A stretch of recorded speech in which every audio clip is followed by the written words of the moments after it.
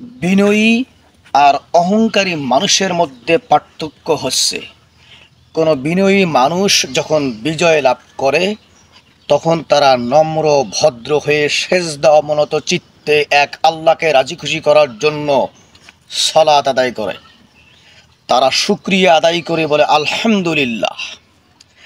আর যারা অহংকারী, তারা যদি কখনো বিজয় লাভ করে তাহলে তারা উচ্ছ্বাস প্রকাশ করে, অহংকার করে, দাম্ভিক্য করে, নিজেদেরকে জানান দেয় যে আমি আছি, তোমরা আমাকে দেখে সালাম করবে, সম্মান করবে, না হলে আমি তোমাদেরকে এমনভাবে ক্ষতি করব তোমাদের, তোমরা নিজেরাও অস্তিত্ব খুঁজে পাবা না।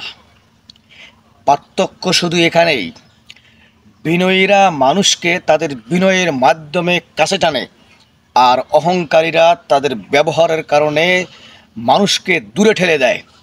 হ্যাঁ ভাই, এটাই বাস্তব। This is reality.